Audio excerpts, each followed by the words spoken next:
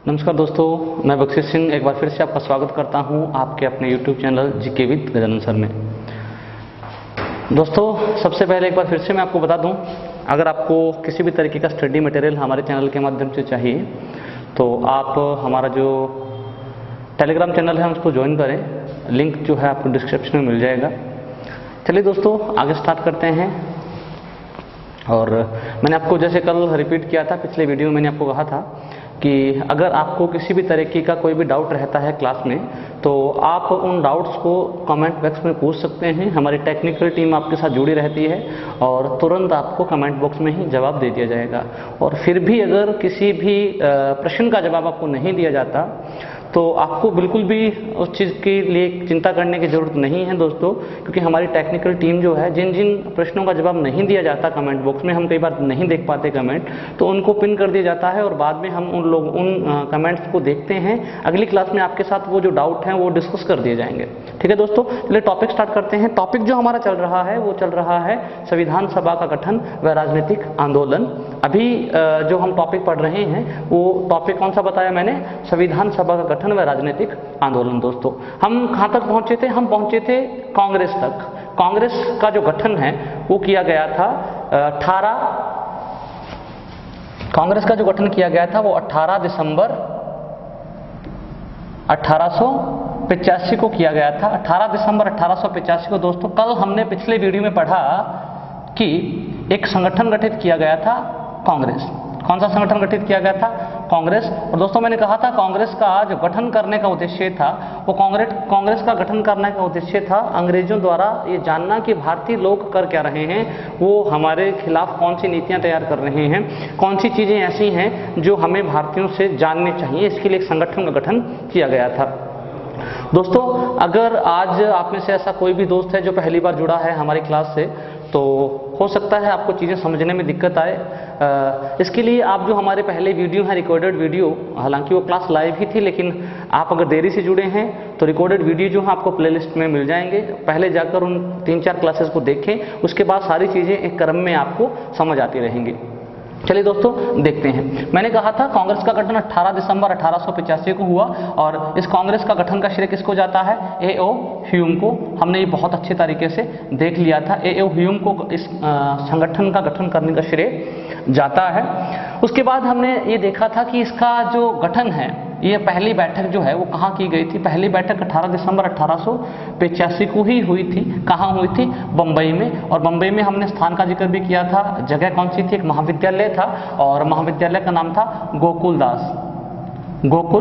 दास संस्कृत महाविद्यालय। गोकुल दास नाम का एक महाविद्यालय था, वहाँ इसकी पहली बैठक हुई थी।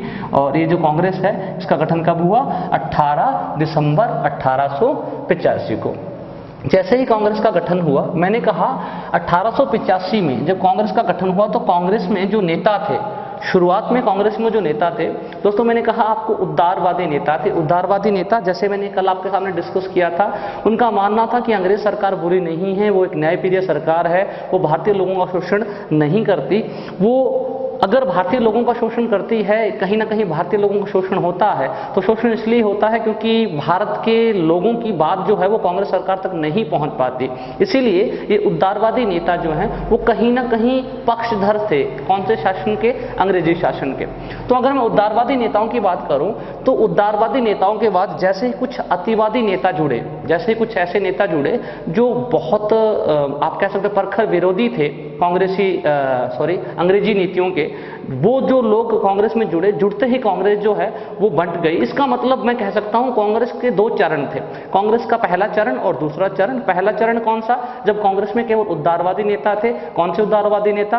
वो नेता जो मानते थे, उनका मानना था कि अंग्रेज सरकार न्यायप्रिय सरकार है, और उन्हीं नेताओं के माध्यम से अंग्रेज सरकार की कोशिश थी कि इस संगठन के माध्यम से, उन नेताओं के माध्यम से भारतीय लोगों के मन में चलने वाली बातों को जाना जा सके। लेकिन बाद में जो अतिवादी नेता जुड़े इस कांग्रेसी संगठन में, उनका मानना था कि कांग्रेस सरकार कभी भी भारत के लिए अच्छी नहीं हो सकती, तो हमें क्या करना चाहिए? स्वतंत्रता की, स्वराज की मांग करनी चाहिए। तो सबसे पहले मैं कांग्रेस की बात करता हूं। कांग्रेस के जो 2 चरण थे वो महत्वपूर्ण कैसे हैं और कहां से कहां तक वो दोनों चरण थे। अगर मैं कांग्रेस के प्रथम चरण की बात करूं, कांग्रेस के पहले चरण की बात करूं, तो कांग्रेस का दोस्तों पहला जो चरण माना जाता है वो माना जाता है 1885, कांग्रेस के गठन से लेकर 1885 से लेकर 1890 तक, 1885 से 1890 तक ये प्रथम चरण था। और ये प्रथम चरण कौन सा चरण था? ये उदारवादी नेताओं का चरण था। उदारवादी नेताओं का चरण कहने का मतलब वो नेता जो कहीं ना कहीं अंग्रेजी सरकार को न्यायप्रिय सरकार मानते थे। जैसे इनमें आपको मैं अगर एग्जाम्पल दूं तो मैं कह सकता हूं दादा भाई नौरोजी जैसे लोग, दादा भाई नौरोजी जो थे, व्योमेश चंद्र बनर्जी जो थे, उन लोगों का मानना था कि कांग्रेस जो है वो क्या करेगा, एक संगठन है, ये संगठन क्या काम करेगा, भारत के लोगों को और अंग्रेजी सरकार को जोड़ने का काम करेगा। और अंग्रेजी सरकार जो भी गलत कार्य अंग्रेजी सरकार के माध्यम से हो रहे हैं भारतीय लोगों के लिए, उनमें क्या करा जाएगा, सुधार करा जाएगा और भारतीय लोगों की आशंका दूर करी जाएगी कि अंग्रेजी सरकार गलत काम करती है या अंग्रेजी सरकार गलत काम करने का मतलब शोषण करती है भारतीय लोगों का। इनकी ये सोच थी। यानी मैं अंतिम रूप से कह सकता हूं कि उदारवादी नेताओं का मानना था कि अंग्रेज लोग अच्छे हैं, अंग्रेजी सरकार अच्छी है, कुछ नीतियां ऐसी हैं जिनकी वजह से अंग्रेज सरकार को क्या करा जा रहा है, गलत ठहराया जा रहा है। लेकिन दूसरा जो चरण माना जाता है, अगर मैं कांग्रेस के द्वितीय चरण की बात करूं तो द्वितीय चरण माना जाता है दोस्तों 1890 से लेकर 1919 तक, 1890 से लेकर 1919 तक, 1890 से 1919 तक की बात करूं तो ये वो चरण था जो अतिवादी नेताओं का चरण था। इसमें कौन से नेता थे? अतिवादी। अतिवादी मतलब कहने का मतलब ये बहुत ज़्यादा विरोध करते थे अंग्रेजी सरकार का। उनका मानना था कि जो अंग्रेजी सरकार है वो गलत नीतियां लागू करती है, भारतीय लोगों का शोषण किया जाता है। और इनमें अगर मैं बात करूं तो इनमें कहीं ना कहीं मैं बात कर सकता हूं जवाहरलाल नेहरू की मैं बात कर सकता हूं। मैं बाल गंगाधर तिलक की भी बात कर सकता हूं। बाल गंगाधर तिलक वो भी कहीं ना कहीं अतिवादी ही नेता थे। उनका भी मानना था कि अंग्रेज सरकार जो है वो जानबूझकर भारतीय लोगों का शोषण करती है। दोस्तों हमारे लिए सबसे जो महत्वपूर्ण है ये टॉपिक, जैसे कि हमारे टॉपिक का नाम है संविधान सभा का गठन।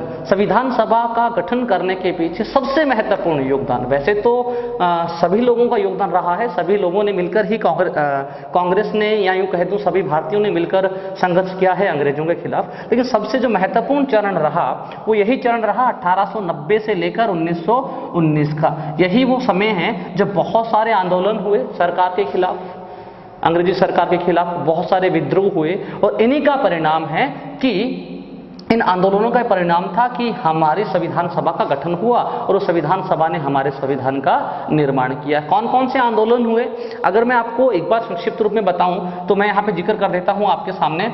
जैसे आपने पढ़ा होगा रोलेट एक्ट का विरोध हुआ था, रोलेट एक्ट, खिलाफत आंदोलन हुआ था, खिलाफत आंदोलन हुआ था, असहयोग आंदोलन हुआ था, खिलाफत आंदोलन हुआ, असहयोग आंदोलन हुआ, सविनय अवज्ञा आंदोलन हुआ, सविनय अवज्ञा आंदोलन हुआ। ये जो सारे आंदोलन हुए हैं ये कहीं ना कहीं 1890 के बाद ही हुए थे। यानी कहने का मतलब इन आंदोलनों को जो पूरा का पूरा इनका नेतृत्व करने का जिम्मेदार जो है वो किसको माना जा सकता है? आप अतिवादी नेताओं को ही मान सकते हो। इन्होंने ही ये माना था कि अंग्रेजी सरकार की नीतियां गलत है और अंग्रेजी सरकार से हमें क्या करना चाहिए, स्वराज की मांग करनी चाहिए। अपने खुद के नियम बनाने के लिए भारत के खुद के नियम होने चाहिए, भारत की खुद की एक संविधान सभा होनी चाहिए, भारत का खुद का संविधान होना चाहिए। तो अगर मैं बात करूं कांग्रेस के दूसरे चरण में जैसे मैंने नाम लिया, मैंने कहा अतिवादी नेता, और अतिवादी नेताओं में मैंने 2 नाम लिखे हैं। पहला मैंने लिखा है जवाहरलाल नेहरू, दूसरा मैंने लिखा बाल गंगाधर तिलक। ध्यान रखिएगा दोस्तों, हमारी संविधान सभा की मांग को लेकर सबसे पहला जो प्रयास माना जाता है वो बाल गंगाधर तिलक का ही माना जाता है। संविधान सभा को लेकर पहला जो प्रयास माना जाता है वो बाल गंगाधर तिलक का ही माना जाता है। गंगाधर तिलक का मानना था या तिलक का मानना था कि जब तक हम स्वराज नहीं प्राप्त कर लेते तब तक हम कांग्रेस की अंग्रेजी सरकार की गलत नीतियों से मुक्त नहीं हो सकते, अंग्रेजी शासन से मुक्त नहीं हो सकते। अगर हमें पूर्ण स्वराज्य मिलेगा तभी हम क्या कर सकते हैं, अपने देश के लिए अलग संविधान का निर्माण कर सकते हैं। हम स्वतंत्र तरीके से या बहुत ही बढ़िया ढंग से हम हमारी व्यवस्थाओं को चला सकते हैं। ये मानना किसका था? बाल गंगाधर तिलक का। दोस्तों मैंने 4-5 आंदोलन की बात की है, रोलेट एक्ट का विरोध, खिलाफत आंदोलन, असहयोग आंदोलन, सविनय अवज्ञा आंदोलन, इनकी भी हम चर्चा करेंगे, बाकायदा हम इनकी चर्चा करेंगे। लेकिन फिलहाल के लिए, अभी के लिए हम थोड़ा सा देखते हैं संविधान सभा के संदर्भ में कुछ विषयों को। उसके बाद जैसे ही हम संविधान सभा के बारे में थोड़ा पढ़ लेते हैं विस्तृत रूप से, उसके बाद मैं रोलेट एक्ट पे, खिलाफत आंदोलन पे, असहयोग आंदोलन पे, सविनय अवज्ञा आंदोलन पे, चोरा चोरी कांड पे, इन विषयों के ऊपर भी आपके साथ बात करूंगा ताकि सारी चीजें आपको समझ आ जाएं। तो दोस्तों मैंने क्या कहा आपको, मैंने कहा कि बाल गंगाधर तिलक वो व्यक्ति हैं जिन्होंने सबसे पहले मांग करी थी। किसकी मांग करी थी? स्वराज्य की मांग करी थी। और वहीं से इसी स्वराज्य की मांग को भारतीय संविधान सभा के लिए प्रथम प्रयास माना जाता है। यानी अभी जो मैं बात कर रहा हूं, भारतीय संविधान सभा के संदर्भ में किए गए प्रयासों की मैं बात कर रहा हूं। उम्मीद करता हूं दोस्तों कि आपको यहां तक समझ आ गया होगा। एक बार फिर से मैं रिपीट किए देता हूं। मैंने कहा 18 दिसंबर 1885 को कांग्रेस नाम के एक संगठन का गठन हुआ। इस संगठन का गठन करने का श्रेय दिया जाता है A.O. ह्यूम को। इनका पूरा नाम हमने लास्ट लेक्चर में देख लिया था, ऑक्टेवियन ह्यूम, बहुत अच्छे से हमने पढ़ लिया था। मैंने कहा इस संगठन की पहली बैठक 18 दिसंबर 1885 को मुंबई के गोकुलदास महाविद्यालय में हुई। ये महाविद्यालय एक संस्कृत महाविद्यालय था। इसकी चर्चा भी हमने लास्ट लेक्चर में, लास्ट वीडियो में कर ली थी। मैंने कहा कांग्रेस में दोस्तों दो प्रकार के लोग थे, दो प्रकार के नेता थे। कुछ लोग उदारवादी नेता थे जो मानते थे कि अंग्रेज सरकार गलत नहीं है। कुछ अतिवादी नेता थे जो मानते थे कि अंग्रेज सरकार बिल्कुल गलत है। अंग्रेज सरकार से हम क्या मांग करेंगे? स्वराज की मांग करेंगे। जब तक हमें आजादी नहीं मिलती, हमें अपना कानून खुद बनाने का अधिकार नहीं मिलता, हमें आंतरिक स्वतंत्रताएं नहीं मिलती, स्वतंत्रताएं नहीं मिलती, तब तक हमारे देश की व्यवस्था में सुधार नहीं हो सकता। और अतिवादी नेताओं में सबसे महत्वपूर्ण जो है वो नाम आता है बाल गंगाधर तिलक का। मैंने कहा बाल गंगाधर तिलक वो व्यक्ति हैं जिनके लिए कहा जाता है कि भारतीय संविधान सभा के लिए प्रथम बार जो मांग की गई थी वो इन्हीं की मांग से प्रेरित थी। इन्होंने पहली बार 1895 में, बाल गंगाधर तिलक ने पहली बार 1895 में एक विधेयक पेश किया था, जिस विधेयक का नाम था स्वराज विधेयक, 1895। दोस्तों अभी हम बात कर रहे हैं संविधान सभा के गठन की, और संविधान सभा के संदर्भ में पहला जो प्रयास माना जाता है वो किसका माना जाता है? बाल गंगाधर तिलक का माना जाता है। और कब माना जाता है? ये प्रयास कब किया गया था? 1895 में। थोड़ा सा लिख दे रहा हूं यहाँ पे, संविधान सभा। दोस्तों संविधान सभा के लिए पहला जो प्रयास माना जाता है वो 1895 में बाल गंगाधर तिलक ने एक विधेयक पेश किया था। एक मैं कह सकता हूं विधेयक इनके द्वारा पेश किया गया था, जिस विधेयक का नाम था स्वराज। कौन सा विधेयक? स्वराज। और इस स्वराज विधेयक से ही प्रेरित होना माना जाता है कि इस स्वराज विधेयक से ही प्रेरित होकर भारतीय संविधान सभा के लिए आगे वाले प्रयास किए गए। जैसे ही दोस्तों स्वराज नाम आता है तो ये बहुत महत्वपूर्ण यहाँ से क्वेश्चन बनते हैं, ये बहुत महत्वपूर्ण है। मैं आपको थोड़ा सा बता देता हूँ। अभी जो हमारा स्कूल लेक्चरर का एग्जाम हुआ है पीछे जनवरी 2020 में, दोस्तों 3 जनवरी को जो एग्जाम हुआ था, मैं बात कर रहा हूं फर्स्ट ग्रेड स्कूल लेक्चरर का जो एग्जाम हुआ है, 3 जनवरी को जो एग्जाम हुआ था, 3 जनवरी 2020 को, 3 जनवरी 2020 के पेपर में प्रश्न पूछा गया था कि स्वराज पार्टी की स्थापना कब हुई थी? स्वराज पार्टी की स्थापना कब हुई थी दोस्तों? ये क्वेश्चन पूछा गया था।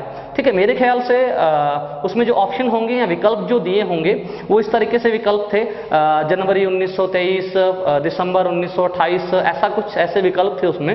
तो बहुत सारे लोग जो हैं उस क्वेश्चन को उन्होंने गलत भी किया होगा, क्योंकि लोगों का मानना क्या है, लोगों ने पढ़ा होता है या हम स्टूडेंट्स ने पढ़ा होता है कि 1895 में स्वराज विधेयक किसने पेश किया था? बाल गंगाधर तिलक ने पेश किया था।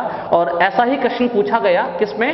दोबारा से रिपीट के देता हूं, अभी हाल फिलहाल जनवरी 2020 में 3 जनवरी 2020 का जो फर्स्ट ग्रेड का जो जीके वाले पोर्शन का पेपर हुआ था, उसमें क्वेश्चन पूछा गया था कि स्वराज पार्टी की स्थापना कब हुई थी? पूछा गया था स्वराज पार्टी की स्थापना कब हुई थी। तो बहुत सारे लोगों का ये मानना भी था कि शायद 1895 में हुई होगी। याद रखिएगा दोस्तों कि स्वराज पार्टी की स्थापना 1895 में नहीं हुई थी। 1895 में स्वराज विधेयक पेश किया गया था।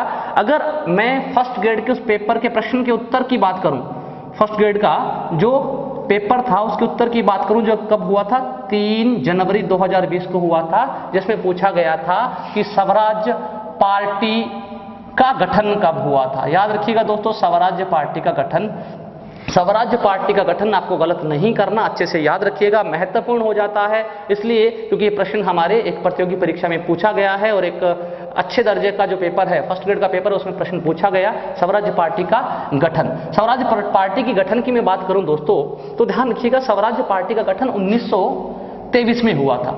स्वराज पार्टी का गठन कब हुआ था? 1923 में। 1923 में, और कब? उसमें जैसे ऑप्शन थे जनवरी 1923, दिसंबर 1923, ऐसा कुछ था। तो जनवरी 1923 में स्वराज पार्टी का गठन हुआ था। जब इसका गठन किया किसने? इसका गठन करने वाले व्यक्तियों में से 2 व्यक्तियों का नाम आता है। पहला नाम आता है पंडित जवाहरलाल नेहरू। क्या नाम आता है? पंडित नेहरू। और दूसरा नाम आता है चित्तरंजन दास। क्या नाम आता है? चित्तरंजन दास। चित्तरंजन दास व जवाहरलाल नेहरू ने संयुक्त रूप से जनवरी 1923 में एक पार्टी का गठन किया था, जिस पार्टी का नाम था स्वराज पार्टी। क्या नाम था? स्वराज पार्टी। गलत नहीं करना दोस्तों, स्वराज पार्टी का गठन 1895 में नहीं हुआ था। 1895 में केवल स्वराज विधेयक पेश किया गया था। स्वराज पार्टी का गठन कब हुआ है, जो कि ये प्रश्न कहां पूछा गया? 3 जनवरी 2020 को फर्स्ट ग्रेड के पेपर में प्रश्न पूछा गया था। स्वराज पार्टी का गठन जनवरी 1923 में हुआ था। गठन करने वाले व्यक्तियों का नाम चित्तरंजन दास मुख्य रूप से, उनके सहयोगी कौन थे? पंडित नेहरू। क्यों हुआ था इसका गठन, उसकी भी चर्चा कर लेते हैं। इसका गठन होने के पीछे कारण यह था कि 1919 में दोस्तों, हालांकि 1919 के इस आंदोलन की हम चर्चा डिटेल में बाद में करेंगे, लेकिन अभी मैं अगर पार्टी की बात कर रहा हूं, स्वराज पार्टी की बात कर रहा हूं, तो थोड़ा सा बता देता हूं आपको, क्योंकि यहां से प्रश्न आया हुआ है तो थोड़ा सा महत्वपूर्ण हो जाता है हमारे लिए। 1919 में गांधी जी ने एक आंदोलन चलाया था, जिस आंदोलन का नाम था असहयोग आंदोलन। असहयोग आंदोलन, इस बात का आपको बहुत अच्छे से पता है, आप सारे लोगों ने इस आंदोलन के बारे में पढ़ा होगा। 1919 में गांधी जी ने एक असहयोग आंदोलन चलाया और ये आंदोलन जो है वो बहुत सफल रहा। मैं कह सकता हूं ये आंदोलन बहुत ही सफल आंदोलन रहा और इस सफल आंदोलन को गांधी जी ने बीच में ही वापस ले लिया था। बीच में ही वापस ले लिया था। इस असहयोग आंदोलन को गांधी जी ने बीच में ही क्या लिया? वापस लिया। और गांधी जी द्वारा इस आंदोलन को वापस लिए जाने के पीछे कारण था एक घटना घटित होना। एक घटना घटित होना। घटना कौन सी घटना? 5 फरवरी 1922 को। 5 फरवरी 1922, कब की बात कर रहा हूं दोस्तों? 5 फरवरी 1922। 5 फरवरी 1922 को चोरी चौरा नामक स्थान, चोरी चौरा नामक स्थान, कौन सी जगह की बात कर रहा हूं? चोरी चौरा, जिला गोरखपुर, जिला गोरखपुर। चोरी चौरा नामक स्थान पर कुछ आंदोलन करने वाले व्यक्तियों ने, ध्यान रखिएगा दोस्तों, जब गांधी जी ने 1919 में असहयोग आंदोलन चलाया था तो गांधी जी ने सभी आंदोलन करने वाले लोगों को कहा था कि हमें आंदोलन जरूर करना है, लेकिन आंदोलन में किसी प्रकार की उग्र गतिविधि नहीं होनी चाहिए। अगर उग्र गतिविधि की जाती है तो इस आंदोलन की असफलता के जिम्मेदार भी कौन होंगे? हम ही लोग होंगे। और ये आंदोलन जो है 1919 से लेकर 1922 तक तो सही चलता रहा, लेकिन 5 फरवरी 1919 को क्या हुआ? चौरा चौरी नामक जगह पे, जो कि कहां है? गोरखपुर जिले में है। जिला कौन सा बताया मैंने? गोरखपुर। वहां पे कुछ आंदोलनकारियों ने क्या किया? चौरा चौरी नामक जगह पे कुछ पुलिस अधिकारियों के साथ मारपीट की। उनके थाने को क्या लगा दी गई?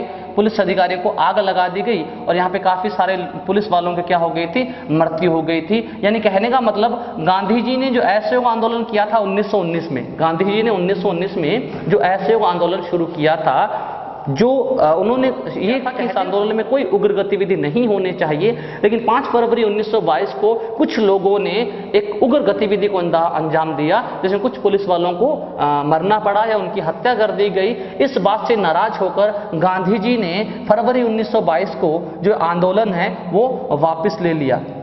गांधी जी ने ये आंदोलन, कौन सा आंदोलन, असहयोग आंदोलन क्या ले लिया, वापस ले लिया। और जैसे ही आंदोलन वापस ले लिया गया तो बहुत सारे कांग्रेसी नेता नाराज हो गए गांधी जी से। उन्होंने कहा कि एक सफल आंदोलन था, इस सफल आंदोलन को वापस लेने का मतलब ये बहुत ही गलत है, ये हमारे देश के लोगों की भावना को क्या करेगा, कमजोर करेगा। और इसी कारण से नाराज होकर कुछ कांग्रेसी नेताओं ने, जैसे पंडित जवाहरलाल नेहरू, चित्तरंजन दास ने अलग से अपनी पार्टी गठित की थी, जिस पार्टी का नाम था स्वराज्य पार्टी। इसका गठन कब किया गया था, 1923 में। दोस्तों ये जो मैंने आपके सामने विस्तृत व्याख्या जो की है, ये व्याख्या इसी कारण की है क्योंकि ये प्रश्न, स्वराज्य पार्टी से संबंधित प्रश्न बहुत ही महत्वपूर्ण था। हाल फिलहाल ये परीक्षा में पूछा गया है, इसलिए मैंने चर्चा करी है आपके साथ। मैंने कहा दोस्तों स्वराज्य विधेयक का जो पेश किया गया, स्वराज्य विधेयक जो पेश किया गया था वो 1895 में किया गया था। और इस स्वराज्य विधेयक को पेश करने वाले व्यक्ति का नाम था बाल गंगाधर तिलक।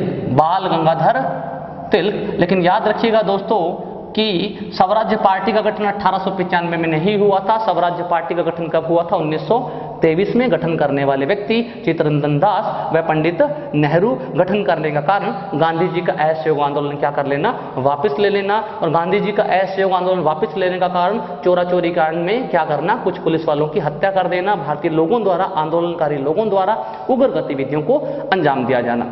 चलिए दोस्तों, एक क्वेश्चन महत्वपूर्ण आपके साथ मैंने डिस्कस किया। अब दोबारा से आ जाते हैं हम 1895 पे। 1895 में पहली बार बाल गंगाधर तिलक ने एक विधेयक पेश किया, जिस विधेयक का नाम था स्वराज्य विधेयक। और मैंने कहा भारतीय संविधान सभा का गठन होना इसी पहले प्रस्ताव से प्रेरित होना माना जाता है। ऐसा नहीं है कि इस विधेयक के बाद में प्रयास नहीं किए गए।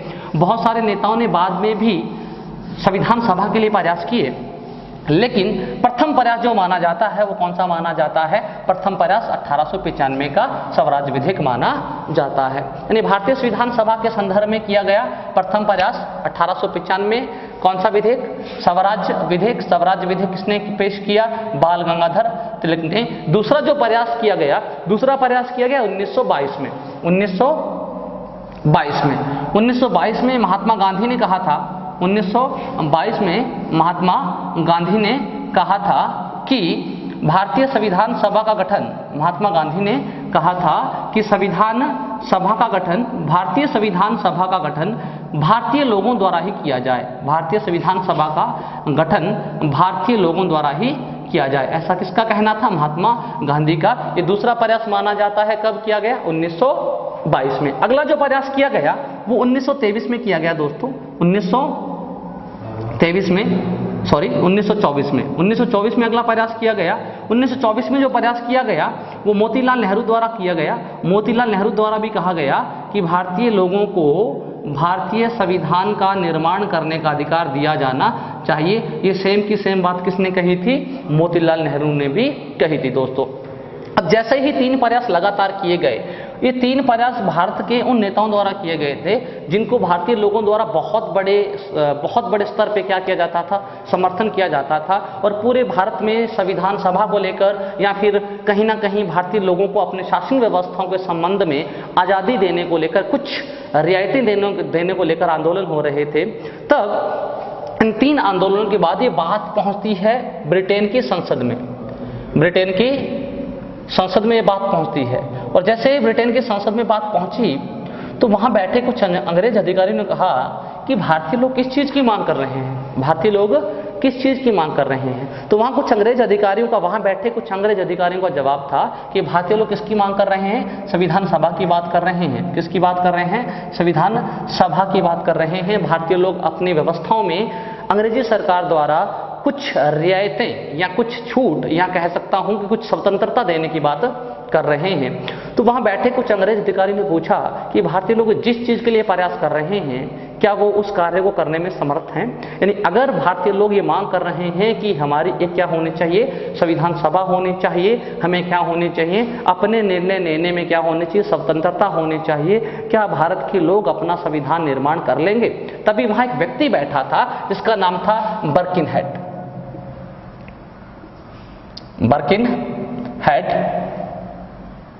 बर्किनहेड नाम का जो व्यक्ति था, जो भारत का उस समय क्या था, सचिव हुआ करता था, भारत का सचिव हुआ करता था। बर्किनहेड नाम का एक व्यक्ति था जो भारत का सचिव हुआ करता था। अब भारत का सचिव, सचिव नाम आया दोस्तों, तो आपको थोड़ा सा ये लगा होगा सर ये सचिव कहाँ से आ गया, सचिव का तो पहले आपने जिक्र किया ही नहीं। तो थोड़ा सा मैं बता देता हूँ, चीज़ हमने छोड़ दी थी दोस्तों। मैंने आपके सामने जिक्र किया था 1858 के अधिनियम का।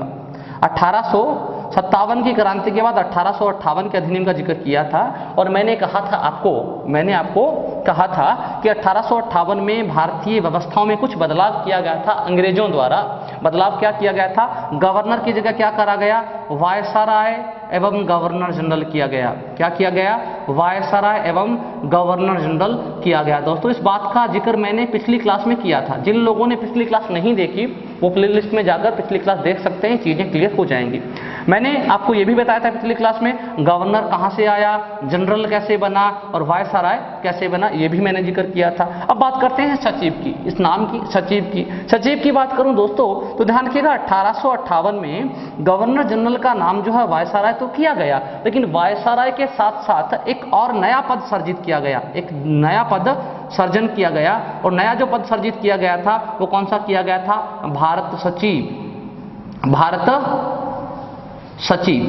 सचिव का पद नया सर्जित किया गया, और कहा गया कि अब जो भारत के संबंध में मामले हैं, भारत के संबंध में जितने भी मामले होंगे उनको अकेला वायसराय नहीं देखेगा, उनके साथ साथ कौन देखेगा? भारत का सचिव भी देखेगा। याद रखिएगा दोस्तों, ये भारत सचिव जो है एक 15 सदस्यों की कमेटी हुआ करती थी, 15 सदस्यों की कमेटी हुआ करती थी, 15 सदस्यों का संगठन हुआ करता था। इस भारत सचिव को ब्रिटिश भाषा में या इंग्लिश भाषा में मैं कह सकता हूं इंडियन काउंसिल कहा जाता था। क्या कहा जाता था? इंडियन काउंसिल कहा जाता। काउंसिल याद रखिएगा दोस्तों, भारत का सचिव यानी सचिव पद जो कि मैंने यहां जिक्र किया, बिरकनहेड उस समय क्या थे? भारत के सचिव थे। और भारत के सचिव का पद सर्जित कब किया गया था? 1858 में दोस्तों। और बिल्कुल नॉर्मल तरीके से समझने के लिए मैं आपको अगर बताने की कोशिश करूं तो यूं समझ लीजिए कि जैसे वर्तमान में, वैसे तो बहुत ज़्यादा अंतर है इन दोनों पदों में, आप कहीं भी इनकी समानता को समान नहीं कर सकते, इनमें समानताएं नहीं देख सकते, लेकिन समझाने के लिए मैं बता रहा हूं। यूं समझ लीजिए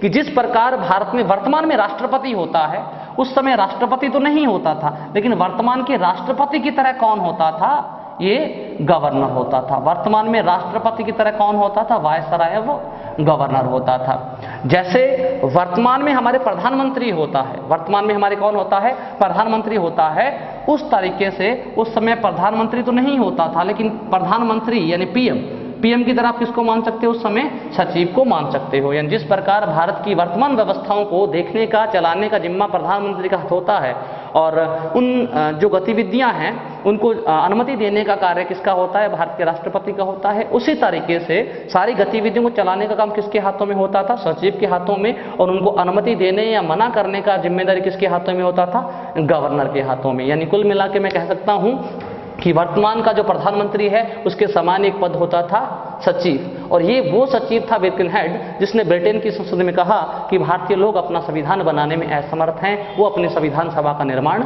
नहीं कर सकते। और जैसे ही ब्रिकनहेड ने ये कहा तो सवाल ही पैदा नहीं होता कि किसी भी देश का अध्यक्ष ये कहे कि हमारे यहाँ के लोग ऐसा नहीं कर सकते और दूसरे देश के लोग माने कि नहीं आपके लोग ऐसा कर सकते हैं, ऐसा तो सवाल ही पैदा नहीं होता। तो जैसे ब्रिकनहेड ने ये कहा कि भारतीय लोग अपना संविधान नहीं बना सकते, तो अंग्रेजी सरकार ने भी माना कि भारतीय लोग अपना संविधान नहीं बना सकते, लेकिन भारतीय लोग बेचारे प्रयास तो कर रहे हैं ना, 1895 में, 1922 में, 1924 में। इसलिए अंग्रेजी सरकार ने कहीं ना कहीं भारतीय लोगों के लिए एक सहानुभूति दिखाई, भारतीय लोगों के लिए एक सहानुभूति दिखाई, ठीक है। और सहानुभूति दिखाते हुए अंग्रेजों ने कहा ठीक है, आप संविधान निर्माण नहीं कर सकते, आप संविधान का निर्माण नहीं कर सकते, कोई बात नहीं, हम आपके लिए संविधान आपका निर्माण करवाने के लिए एक कमेटी भेज देते हैं। और इस घटना के बाद 3 फरवरी 1928 को भारत में कमीशन आता है। किसके द्वारा भेजा जाता है? अंग्रेजी सरकार द्वारा। 3 फरवरी 1928 को भारत में अंग्रेजी सरकार द्वारा एक कमीशन भेजा जाता है। इस कमीशन का नाम था साइमन कमीशन। और इस साइमन कमीशन को साइमन कमीशन इसलिए कहा गया क्योंकि ये एक अंग्रेज अधिकारी की अध्यक्षता में आया था जिनका नाम था जॉन साइमन। 3 फरवरी 1928 को जॉन साइमन की अध्यक्षता में एक साइमन कमीशन नाम का कमेटी आया, भारत आया, और ये किस लिए आया था? भारतीय संविधान सभा का निर्माण करने के लिए, भारतीय संविधान सभा का निर्माण करवाने के लिए मैं ये कह सकता हूँ भारत आया था। लेकिन जैसे ही भारत आया तो भारतीय लोगों ने नारे लगाने शुरू कर दिए, साइमन कमीशन वापस जाइए, साइमन कमीशन वापस जाओ, साइमन कमीशन वापस जाओ, साइमन कमीशन वापस जाओ, गो बैक साइमन कमीशन। अब आपको ये पता तो होगा कि भारतीय लोगों ने क्यों ये नारे लगाए, और अगर नहीं भी पता तो समझ लीजिए। साइमन कमीशन वापस जाओ का मतलब था कि साइमन कमीशन का भारत में क्या किया गया? विरोध किया गया। और विरोध करने का सीधा सीधा कारण ये था क्योंकि साइमन कमीशन जो था, इस कमीशन में एक भी भारतीय शामिल नहीं था, इस कमीशन में एक भी भारतीय शामिल नहीं था, और एक भी भारतीय शामिल नहीं होने के कारण भारतीय लोगों को ये लगा कि जिस कमीशन में भारतीय लोगों का उचित प्रतिनिधित्व ही नहीं है, वो कमीशन कैसे हमारे संविधान सभा का निर्माण करवा सकता है। इसीलिए भारत के लोगों ने साइमन कमीशन को क्या कर दिया? साइमन कमीशन का बहिष्कार कर दिया, और साइमन कमीशन भारत से वापस लौट गया। जैसे ही साइमन कमीशन भारत से लौटा, उस समय जो हमारे उस समय जो हमारे कांग्रेस के सदस्य थे, मोतीलाल नेहरू, उनको पता लगा कि बिर्केनहेड ने ब्रिटेन की संसद में कहा है कि भारतीय लोग अपना संविधान नहीं निर्माण कर सकते। इसलिए मोतीलाल नेहरू को ये एक भारतीयों को खुला चैलेंज लगा, खुली चुनौती लगी, और उन्होंने कहा, या कांग्रेसी लोगों ने कहा कि अगर बिर्केनहेड ये कह रहे हैं या ब्रिटेन के लोग कह रहे हैं कि हम अपना संविधान निर्माण नहीं कर सकते, तो हम आपको संविधान का कच्चा प्रारूप बना के दिखा देते हैं, मसौदा बना के दिखा देते हैं, और फिर आप ये कहने लायक नहीं रहेंगे कि हम अपना संविधान नहीं बना सकते, हम अपना संविधान बना सकते हैं। यानी बिर्केनहेड की इस बात को एमएल नेहरू ने किसके रूप में लिया? चुनौती के रूप में लिया, और चुनौती के रूप में लेते हुए उन्होंने क्या करा? एक रिपोर्ट तैयार करनी शुरू करी। चुनौती के रूप में लेते हुए, बिर्केनहेड की इस बात को चुनौती के रूप में लेते हुए मोतीलाल नेहरू ने, किसने? बिर्केनहेड की इस बात को क्या समझा? चुनौती समझा। किसने समझा? मोतीलाल नेहरू ने।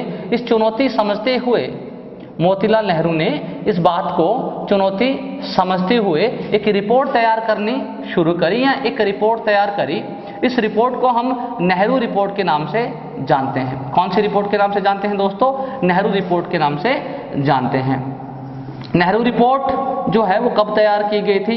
10 या मैं कह दूं अगस्त 1928 को। नेहरू रिपोर्ट कब तैयार की गई?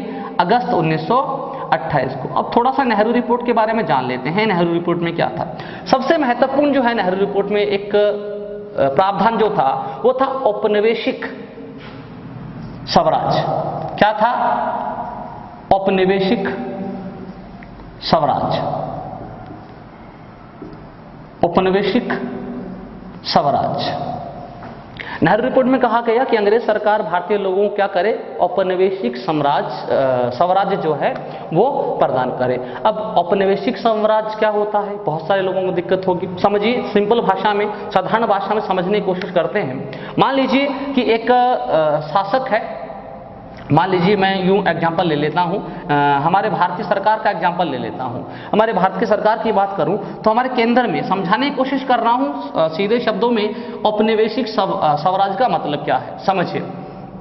जैसे हमारी केंद्र सरकार जो है, केंद्र में शासन कौन कर रहा है? केंद्र में नॉर्मल सी बात है, सत्ता कौन संभाल रहा है? प्रधानमंत्री, है ना, वह उसका मंत्रिमंडल।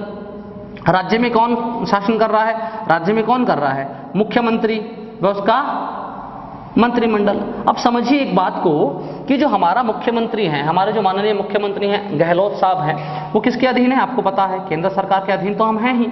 केंद्र सरकार के अधीन तो हम हैं ही। यानी कहने का मतलब केंद्र सरकार या नरेंद्र मोदी सरकार जो विषय जो हैं, जिनके ऊपर रूल बनाएगी, उनको हमें मानना तो पड़ेगा, लेकिन हर विषय को मानने के लिए हम बाध्य नहीं हैं। कहीं ना कहीं राज्य सरकार को, यानी जो हमारे माननीय गहलोत साहब हैं, उनको इस स्वतंत्रता है, इस बात की आज़ादी है कि कुछ विषयों के ऊपर वो अपनी स्वतंत्रता से कार्य करें। हालांकि हम किसके अधीन काम करते हैं? केंद्र सरकार के अधीन काम कर रहे हैं। राज्य सरकार किसके अधीन काम करती है? केंद्र सरकार के, लेकिन फिर भी कुछ मामलों में राज्य सरकार क्या है, स्वतंत्र है। दोस्तों मैंने समझाने के लिए कहा है, हालांकि इसका कोई ज़्यादा लिंक नहीं है, ज़्यादा कोई संबंध नहीं है, मैंने समझाने के लिए आपको कोशिश करी है। औपनिवेशिक स्वराज का मतलब था कि हालांकि आपका यानी अंग्रेजी अधिकार तो रहे, अंग्रेजी अधिकार तो रहे, उससे हमें कोई खास दिक्कत नहीं है, खास प्रॉब्लम नहीं है, लेकिन हमें कुछ स्वतंत्रताएं दी जाएं, हमें आंतरिक मामलों में स्वतंत्रता पूर्वक कार्य करने दिया जाए। भारत के संबंध में भारत के लोगों को स्वतंत्रता पूर्वक कार्य करने का अधिकार दिया जाए, इसे क्या कहा जाता है, औपनिवेशिक स्वराज कहा जाता है। और औपनिवेशिक स्वराज की मांग सबसे पहले किसमें करी गई थी, नेहरू रिपोर्ट में करी गई थी। सबसे पहले मुख्य रूप से नेहरू रिपोर्ट में करी गई थी, लेकिन वैसे तो जो लोग हैं कांग्रेस के, वो काफी समय पहले से ही औपनिवेशिक स्वराज के संबंध में प्रयास कर रहे थे। लेकिन अगर बात करूं इस नेहरू रिपोर्ट की, और भी कुछ मुख्य प्रावधान थे इसमें, जैसे नेहरू रिपोर्ट के अन्य में प्रावधानों की बात करूं, एक बार अगर आप इसको थोड़ा सा देखना चाहते हैं, लिखना चाहते हैं, स्नैपशॉट लेना चाहते हैं तो आप ले सकते हैं।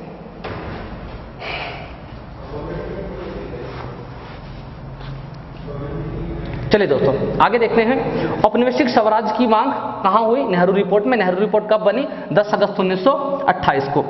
इस नेहरू रिपोर्ट के अन्य प्रावधानों की अगर मैं बात करूं तो मुख्य अन्य प्रावधान जो हमारे लिए बहुत महत्वपूर्ण हो जाते हैं, एक तो इसमें बात करी गई थी नेहरू रिपोर्ट में मौलिक अधिकारों के संबंध में। किसके अधिकारों में, मौलिक अधिकारों के संबंध में कहा गया था कि भारतीय संविधान से या भारतीय लोगों के लिए कुछ क्या होने चाहिए, मौलिक अधिकार होने चाहिए। मौलिक अधिकारों के संबंध में सबसे पहले अगर बात की गई थी तो नेहरू रिपोर्ट में बात की गई थी। दूसरी जो बात कही गई थी, जैसे कि मैंने आपके सामने जिक्र किया था, मैंने आपके सामने ये जिक्र किया था कि 1919 में जब मैं आपको अधिनियमों के बारे में बता रहा था, पिछली क्लास में मैंने डिस्कस किया है, मैं दोबारा से रिपीट कर देता हूं। जो आज पहली बार जो स्टूडेंट या जो भी दोस्त पहली बार जुड़ा है, हो सकता है चीज़ों को समझने में दिक्कत आए। क्यों? क्योंकि हमारा जो ये क्रम है वो क्लास का लगातार चल रहा है। इससे पहले 4 लेक्चर और आ चुके हैं। जब तक आप पिछले लेक्चर को नहीं देखते आपको समझ नहीं आएगा। इसलिए मेरा आपसे विनम्र निवेदन है कि प्लेलिस्ट में जितने भी पहले के रिकॉर्डेड वीडियो हैं उनको आप देखें ताकि आपको चीज़ समझ आए। तो दोस्तों जैसे मैंने कहा, पिछले वीडियो में मैंने एक जिक्र किया था कि 1909 में पहली बार अंग्रेजों ने सांप्रदायिक निर्वाचन की बात की थी। किसकी बात की थी? सांप्रदायिक निर्वाचन की बात की थी। सांप्रदायिक निर्वाचन मतलब अलग अलग समुदायों के लिए अलग अलग चुनाव करवाए जाएंगे। और उस समय जो गवर्नर थे वो थे मिंटो सेकंड। कौन थे? Minto second. और मैंने आपको कहा भी था कि मिंटो सेकंड को सांप्रदायिकता का जनक भी कहा जाता है। सांप्रदायिकता का जनक भी कहा जाता है। दोस्तों बात कब की है? 1909 की। 1909 में सांप्रदायिक निर्वाचन की बात करी थी। किसने बात करी थी? मिंटो सेकंड ने, अंग्रेजी सरकार ने। और नेहरू रिपोर्ट में इस बात का विरोध किया गया। कौन सी बात का? सांप्रदायिक निर्वाचन का। कहा गया कि अंग्रेजी सरकार सांप्रदायिक जो निर्वाचन है, कौन सा निर्वाचन? सांप्रदायिक निर्वाचन, उसको समाप्त कर दे। सांप्रदायिक निर्वाचन को क्या कर दे? समाप्त कर दे। भारत में अलग अलग संप्रदायों के लिए अलग अलग चुनाव नहीं होने चाहिए। इससे देश का क्या हो जाएगा? देश के टुकड़े हो जाएंगे। तीसरी जो इसमें महत्वपूर्ण बात कही गई थी, जैसे कि अंग्रेज लोगों ने प्रतिक्रिया दी, कुछ अंग्रेजों का, कुछ व्यक्तियों का, कुछ विद्वानों का मानना था कि अगर आप सांप्रदायिक निर्वाचन की बात को नहीं स्वीकार कर रहे तो फिर उन लोगों का क्या होगा जो लोग कह रहे हैं, हमेशा से कह रहे हैं कि हमें अलग समझा जाता है, हमें पर्याप्त प्रतिनिधित्व नहीं मिलेगा। जैसे मुस्लिम लीग की मैं बात करूं या मुस्लिम सदस्यों की बात करूं, मोहम्मद अली जिन्ना की बात करूं, तो हमेशा से ये बोल रहे थे, चिल्ला चिल्ला के बोल रहे थे कि मुझे लगता है कि अगर भारत का संविधान बनेगा, अगर मुस्लिम लोग हैं संविधान सभा के साथ जाएंगे, हिंदुओं के साथ जाएंगे, कांग्रेस के साथ जाएंगे, तो मुसलमानों को पर्याप्त प्रतिनिधित्व नहीं दिया जाएगा, हमारा क्या किया जाएगा? शोषण किया जाएगा।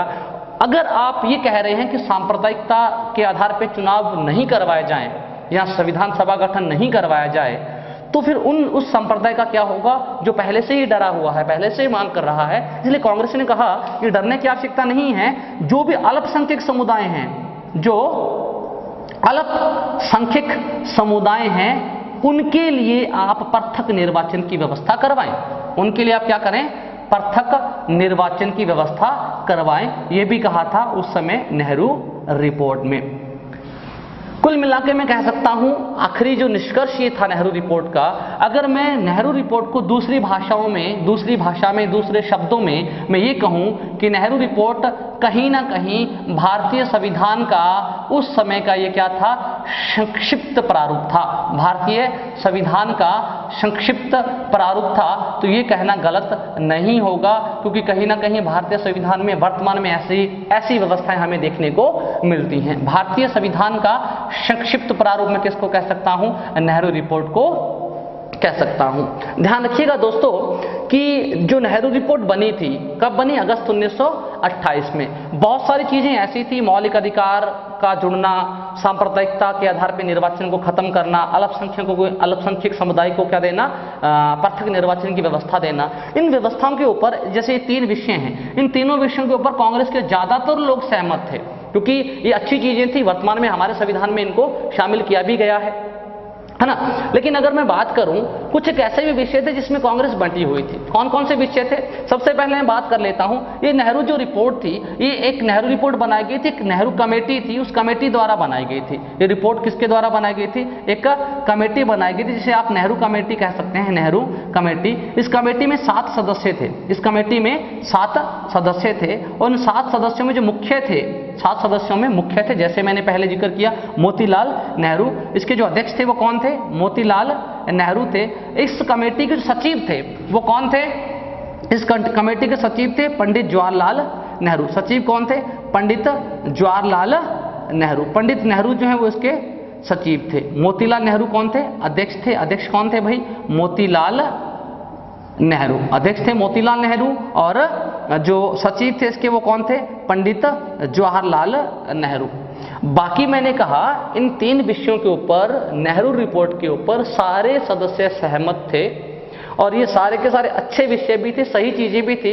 इसीलिए मैंने कहा कि नेहरू रिपोर्ट को संक्षिप्त संविधान कहूं तो गलत नहीं होगा, संविधान का संक्षिप्त प्रारूप कहूं तो गलत नहीं होगा। लेकिन नेहरू हैं, पंडित जवाहरलाल नेहरू हैं, या सुभाष चंद्र बोस जैसे लोग जो हैं, वो एक चीज से नाराज थे, एक चीज से नाराज थे। वो कौन सी चीज से नाराज थे, वो नाराज थे कि आप जो है ना, नेहरू रिपोर्ट में सारी बातें करिए, हमें सही है, हमें कोई दिक्कत नहीं है, लेकिन आप नेहरू रिपोर्ट में एक बात मत करिए, आप औपनिवेशिक स्वराज की मांग मत करिए।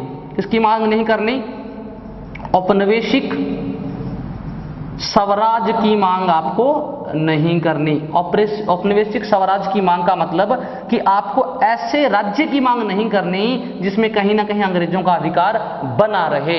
ये नेता कौन से विषय की मांग करना चाहते थे, कौन सी चीज की मांग करना चाहते थे, याद रखिएगा। सुभाष चंद्र बोस की मैं बात कर लूं या फिर पंडित नेहरू की बात कर लूं, तो केवल एक ही चीज के पक्ष में थे, और वो थे पूर्ण स्वराज के पक्ष में। इनका मानना था, ये पूरी सहमति दर्शाते थे, किसके साथ, बाल गंगाधर तिलक के साथ। इनका मानना था कि आप जो हैं तब तक अंग्रेजों के शोषण से मुक्ति प्राप्त नहीं कर सकते, मुक्त नहीं हो सकते, जब तक हम क्या नहीं हो जाते, पूर्ण आजाद नहीं हो जाते।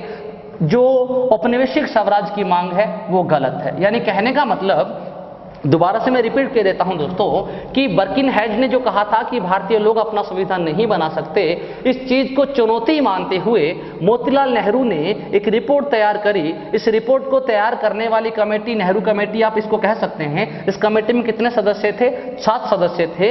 इस कमेटी के जो अध्यक्ष थे वो मोतीलाल नेहरू स्वयं थे, इसके सचिव जो थे वो पंडित जवाहरलाल नेहरू थे। इस नेहरू रिपोर्ट को तैयार कर दिया गया था अगस्त 1928 को। इस नेहरू रिपोर्ट में काफी सारे प्रावधान से सबसे महत्वपूर्ण जो प्रावधान था वो औपनिवेशिक स्वराज का प्रावधान था। औपनिवेशिक स्वराज होता क्या है, सरल भाषा में मैंने आपको बता दिया। फिर उसके बाद जो सबसे महत्वपूर्ण प्रावधान नेहरू रिपोर्ट में थे वो थे भारतीय संविधान में, या हम भारतीय के लोगों के लिए मौलिक अधिकार देना, मौलिक अधिकार प्रदान करना, भारत में सांप्रदायिक निर्वाचन समाप्त करना, अल्पसंख्यक समुदायों के लिए पृथक निर्वाचन की व्यवस्था करना। ये सारी व्यवस्थाएं तो सही थी, लेकिन कांग्रेस के नेता ही खुद ही अपने इस कांग्रेस के समूह में कुछ लोग एक विचारधारा पे अलग अलग थे, एक विषय पे अलग अलग विचारधारा रखे हुए थे। कौन से विषय पे, औपनिवेशिक स्वराज पे। मोतीलाल नेहरू के कुछ उदारवादी नेताओं का मानना था, या कुछ नेताओं का मानना था कि हम अंग्रेजों से किसकी मांग करेंगे, औपनिवेशिक स्वराज की मांग करेंगे। लेकिन सुभाष चंद्र बोस व पंडित नेहरू स्वयं जो मोतीलाल नेहरू के जो बेटे थे वह इस कमेटी के सचिव भी थे। इनका स्वयं का मानना था कि आप पूर्ण स्वराज की मांग न करें, पूर्ण स्वराज भारत के लिए बेहतर नहीं है। आप पूर्ण स्वराज की मांग करें, पूर्ण स्वराज बेहतर है भारत के लिए। आप औपनिवेशिक स्वराज की मांग न करें, औपनिवेशिक स्वराज जो है वो भारत के लिए महत्वपूर्ण नहीं है, ये महत्व नहीं रखता भारत के लिए। यहां तक दोस्तों आपको क्लियर हो गया होगा। अब जैसे ही अगस्त 1928 में नेहरू रिपोर्ट को बनाया गया, नेहरू रिपोर्ट में ये मांगे रखी गई और ये मांगे अंग्रेजों के सामने रखी गई, तो अंग्रेजों ने इस नेहरू रिपोर्ट को क्या कर दिया, खारिज कर दिया। कहीं ना कहीं अंग्रेजों ने इस नेहरू रिपोर्ट को मानने से मना कर दिया, यानी इनके प्रावधानों को अंग्रेजों ने नहीं माना। और जब इनके प्रावधानों को नहीं माना तो ध्यान रखिएगा दोस्तों, यहाँ पे अंग्रेजों को इस नेहरू रिपोर्ट के ऊपर अपनी प्रतिक्रिया देने के लिए 1 वर्ष का समय दिया गया था। 1 वर्ष का समय दिया गया था। 1 वर्ष का समय कौन से वर्ष का समय दिया गया, अगले वर्ष का, यानी 1929 का समय दिया गया था। 1929 का समय दिया गया था। अंग्रेजों ने कहा था यदि 1929 में हमारी इस नेहरू रिपोर्टों के प्रावधानों को अंग्रेज सरकार मानने के लिए तैयार होती है, औपनिवेशिक स्वराज की मांग मानने को तैयार हो जाती है, तो हम अंग्रेज सरकार के साथ आगे बातचीत करने के बारे में सोचेंगे। लेकिन अगर अंग्रेज सरकार 1929 तक यानी 1 वर्ष के अंदर अंदर हमारी नेहरू रिपोर्ट को नहीं मानती, उसके प्रावधानों को नहीं मानती, तो 1929 के बाद हम किसी भी चीज की मांग अंग्रेजों से नहीं करेंगे। फिर मांग होगी तो सिर्फ और सिर्फ एक ही चीज की मांग होगी, और वो मांग किसकी होगी, पूर्ण स्वराज की। किसकी मांग होगी, पूर्ण स्वराज की। और मोतीलाल नेहरू या कुछ ऐसे नेता जो औपनिवेशिक स्वराज के पक्ष में थे, उनका भी मानना यह था कि एक बार हम अंग्रेजों से किसकी मांग करते हैं, अंग्रेजी सरकार से किसकी मांग करते हैं, औपनिवेशिक स्वराज की मांग करते हैं। यदि 1 वर्ष के अंदर अंदर अंग्रेजी सरकार हमारी औपनिवेशिक मांग को स्वीकार नहीं करती, तो फिर अंग्रेजों से एक ही बात की मांग करी जाएगी, वो मांग करी जाएगी पूर्ण स्वराज की। धीरे धीरे दिया गया 1 वर्ष का समय निकलता गया, और 1 वर्ष का समय जो था वो कब तक था, मैंने कहा दोस्तों 1929 तक। ये बात है दोस्तों 31 दिसंबर 1929 की। अंग्रेजी सरकार को दिया गया 1 वर्ष का समय पूरा हो जाना था 31 दिसंबर 1929 को। 31 दिसंबर 1929 को अंग्रेजी सरकार को दिया गया 1 वर्ष का समय पूरा होना था। सभी नेताओं ने 31 दिसंबर 1929 आधी रात तक अंग्रेजी प्रतिक्रिया का इंतजार किया। 1 वर्ष का समय दिया गया था, इंतजार करना भी जाहिर है, इंतजार तो करना ही पड़ा और करना भी चाहिए था और किया भी। जब 31 दिसंबर 1929 तक यानी 1 वर्ष पूर्ण होने तक जब अंग्रेजों की कोई प्रतिक्रिया नहीं आई या अंग्रेजों ने इन प्रावधानों को नहीं माना, तो 31 दिसंबर 1929 को लाहौर अधिवेशन में, कौन से अधिवेशन में, लाहौर के अधिवेशन में सभी कांग्रेसी नेताओं ने लाहौर के अधिवेशन में सभी कांग्रेसी नेताओं ने, कांग्रेस के सभी नेताओं ने स्वयं ही नेहरू रिपोर्ट को लागू माना, स्वयं ही नेहरू रिपोर्ट को क्या माना, लागू माना। और ये कहा गया कि अंग्रेजों ने हमारी नेहरू रिपोर्ट को क्या करा है, नहीं माना, इसको मानने से इनकार किया है। तो अंग्रेजों से एक ही चीज की मांग करेंगे, किसकी मांग करेंगे, पूर्ण स्वराज की। पहली बार कांग्रेस ने जो पूर्ण स्वराज की मांग करी थी, दोस्तों बहुत बार प्रश्न पूछ लिया जाता है आपसे कि पूर्ण स्वराज की मांग कांग्रेस ने कौन से अधिवेशन में की थी। ध्यान रखिएगा 31 दिसंबर 1929 को लाहौर अधिवेशन में कांग्रेस ने किसकी मांग करी थी, पूर्ण स्वराज की। पूर्ण स्वराज मतलब हमें अब क्या चाहिए, पूरी तरीके से आजादी चाहिए। और ये घोषणा भी करी कि अगले वर्ष यानी 1930 से, अगले वर्ष यानी 1930 से 26 जनवरी को, कौन से दिन को, 26 जनवरी को, 1930 से 26 जनवरी को स्वाधीनता दिवस के रूप में मनाया जाएगा, यानी आजादी के दिवस के रूप में मनाया जाएगा। यानी कांग्रेसी लोगों द्वारा पहली बार पूर्ण स्वराज की मांग कब की गई, 1929 के लाहौर अधिवेशन में 31 दिसंबर 1929 को। और इसी दिन 26 जनवरी को क्या कर दिया गया था, स्वाधीनता दिवस घोषित किया गया था। यही कारण है, हम आगे पढ़ेंगे इसके बारे में, यही कारण है कि 24 जनवरी 1950 को हमारा संविधान बनकर पूरे तरीके से तैयार हो गया था। संविधान लोग चाहते तो, कांग्रेसी लोग चाहते या हमारे भारत के लोग चाहते तो 24 जनवरी 1950 को हमारे संविधान को लागू किया जा सकता था, पूर्ण तरीके से तैयार हो गया था। लेकिन संविधान बनाने वाले लोगों ने 24 जनवरी को संविधान लागू नहीं किया। दोस्तों शायद मेरे हिसाब से आपने कहीं नहीं पढ़ा होगा कि संविधान को 24 जनवरी को लागू किया। संविधान को कब लागू किया गया? एक दिन का बीच में इंतजार किया गया। इसको कब लागू किया गया? 26 जनवरी को लागू किया गया, क्योंकि 26 जनवरी को पहले से ही 1930 से ही हम स्वाधीनता दिवस के रूप में मनाते थे। कुछ लोगों के ये रहेगा डाउट कि सर आपने कहा 24 जनवरी 1950 को संविधान बन के तैयार हो गया था, आपने बताया तो है ही नहीं कि संविधान कैसे बना, कब कब क्या कौन कौन से प्रावधान जोड़े गए। तो दोस्तों याद रखिएगा कि संविधान के बारे में हम पढ़ने वाले हैं आगे। एक बार मैंने इस घटना के संबंध में जोड़कर आपको बताया है कि 24 जनवरी को संविधान पूर्ण रूप से बन गया था। वैसे मैं आपको अच्छे से डिस्कस करने वाला हूं। उम्मीद करता हूं दोस्तों कि सारी चीजें आपको समझ आ गई होंगी, बहुत अच्छे से सारी चीज़ें समझ आ गई होंगी। और फिर भी अगर किसी तरीके का आपको डाउट रहता है तो आप कमेंट बॉक्स में मेंशन करें, आपको हमारी टेक्निकल टीम या फिर मैं खुद आपको तुरंत जवाब देने की कोशिश करूंगा। फिर भी आपका कोई जवाब नहीं दिया जाता तो आप बिल्कुल चिंता मत करें, आपके जितने भी कमेंट होते हैं, जितने भी प्रश्न होते हैं, उनको हमारी टेक्निकल टीम क्या करती है, पिन कर लेती है और अगले दिन हम उस प्रश्न को आपके साथ डिस्कस करते हैं क्लास में, ताकि कोई भी डाउट आपके नहीं रहे। और दोस्तों एक बार फिर से रिपीट कर देता हूं, हमारा जो टेलीग्राम चैनल है उसको आप ज्वाइन करें, इसका लिंक जो है डिस्क्रिप्शन में दिया हुआ है। आज के लिए इतना ही, धन्यवाद।